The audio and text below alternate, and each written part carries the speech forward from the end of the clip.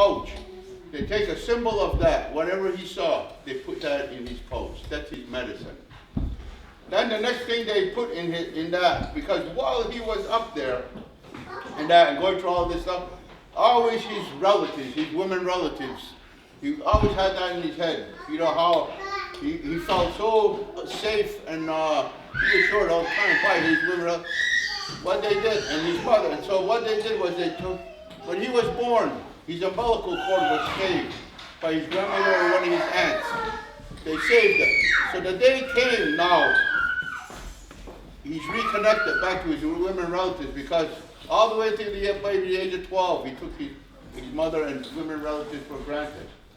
Now he's reconnected, because the 4 days of hunger and thirst and loneliness and fear and everything else reconnected him back to his mother.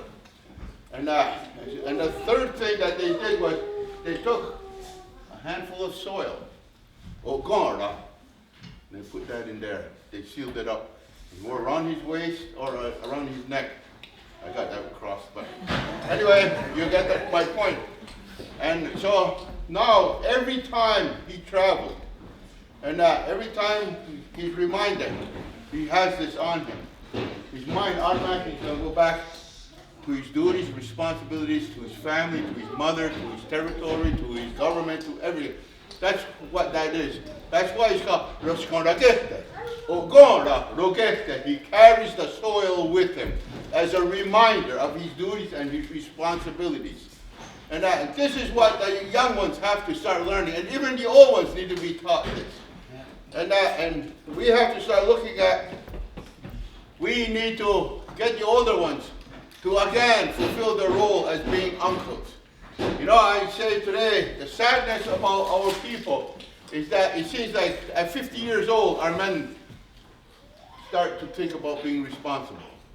Now that he's wasted the best years of his life, all of a sudden he wants to reconnect with his children. But he was never there for them. And now he wants to reconnect with his kids. His kids say, "What are you bothering me for? Where the hell were you when I needed you?" So he's out. They don't want a relationship with him like that anymore. They wanted a father. You know, they don't need that now, because now they've made their own way. But, as I always say, nature is good to us because he made us grandfathers. And as grandfathers, we're damn good fathers. Now, we're looking to those little ones. Now we're spending the time with those little ones. Now we're going our way to help those little ones to be good people. That's, nature gives us a second chance. But why should our men only learn how to be fathers and that when they're grandfathers? Why couldn't they have been fathers when they should have been fathers? So this is, you know, you said, what can we do? It's not just the meetings that will help you to get organized and to do this and that. The thing is that what's up here has to change. What's up here has to become strong. You need to feed this. And see, that's just what they do. It's going to take care of you. But you got to use it. You got to exercise it. A brain is like a muscle. If you don't use it, it's not going to help you. You know, it's just going to be like a mush inside your head. You know, and that brain wasn't put there just to prevent your head from caving in. It was meant to be used, to be strengthened. And to be able to take care of you, and to be able to take full responsibility for who you are.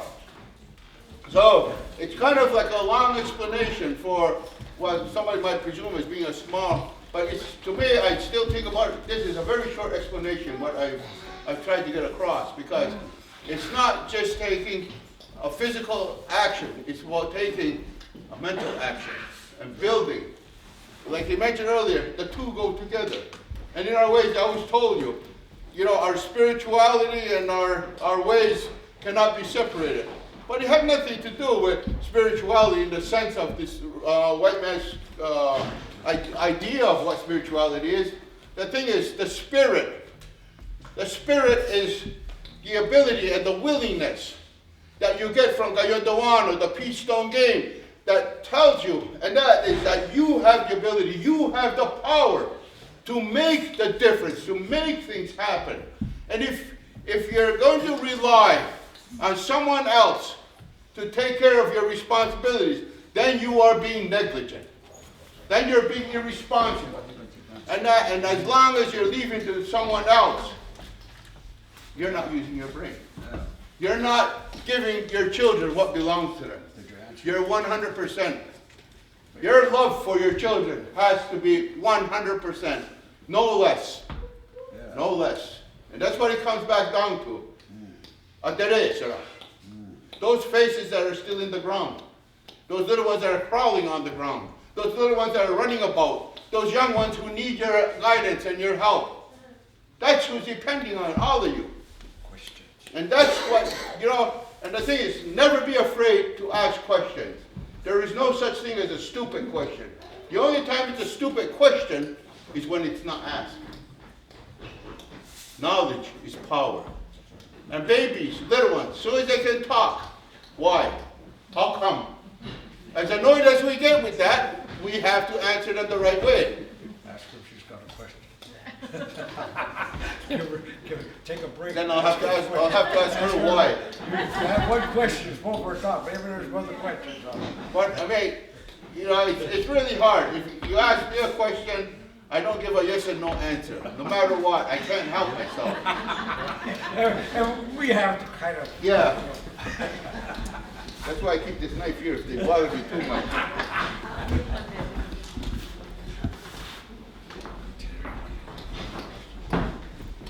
Anybody else? We have a young guy here. I was not introduced properly, but he has when you go in a representation, I'm going to ask him to introduce it, the idea, and then maybe we can fill in what we understand about it. So, what's your name again? Sonny. Sonny?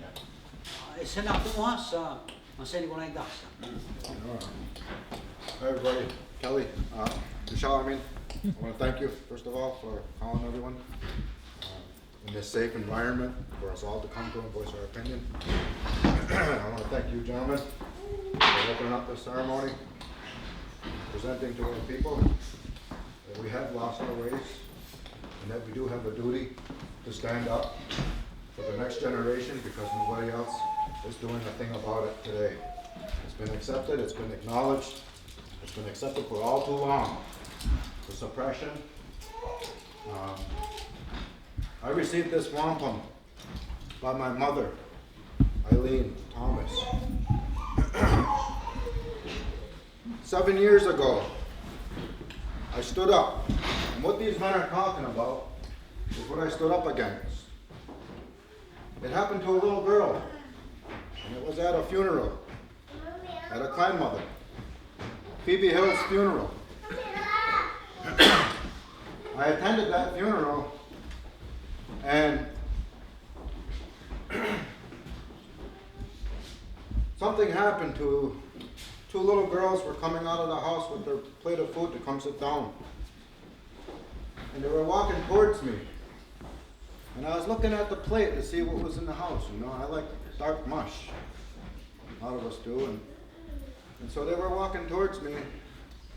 And one of the little girls said to the other one, "He's just fucking staring at me." And I don't mean to say that because I know there's kids here, but I have to give you exactly what she said. And when I heard it, I looked at the little girl, and her friend looked at her, and she said, "Who?" And she turned and she said, "Him." And I looked at who she identified. And many of you know who I'm talking about because I stood up 7 years ago, and a lot of people called me crazy for doing so. I stood up against ADOC, Paul Shenandoah, Audrey Shenandoah's son, former Hadoi leader, false face, medicine man, convicted of rape, little girls. And I said, no. What I identified was the fear and the anger that that little girl was struck with at this grandmother's funeral. And I said, no, she doesn't have to accept this. It's not hers. It doesn't belong to her. And so I kept a close eye on me. And as soon as she said him, and I caught it, and I looked at Adok, he immediately turned around in his seat because he knew he was caught by an adult. And so I just observed. I just observed. And what I come to find out is because I'm always asking somewhere beside you, what do you want me to do? Kind of like what you guys are talking about. You guys understand. Those of us who live a spiritual life understand we owe our life to somewhere beside you. Not to no man. I don't owe my life to no man and no woman. No human being. No human being do I owe my life to. I owe my life to somewhere beside you. Because no human power could have relieved me of my alcoholism. Today I'm in recovery 12 years now. I owe everything to the Creator. And you know what? I'm not going to stop either. And this is why I'm continuing to go on this journey. And when I brought this attention to my mom, she gave me this wampum and she said, take it with you. I don't know what it means, but I know it has power. And it led me on a journey through feathers. Some of you may know Frederick Shenandoah. Feathers, an Onondaga Snipe clan member, who was banished for a crime that never took place. A crime that was never proven to have taken place. He was banished from his own nation and forced to own something that he did not commit. They banished Feathers, but they allowed Adok back. So I brought this wampum, and I said, Feathers, I got a wampum. And I brought it to him, and I laid it down. I put it in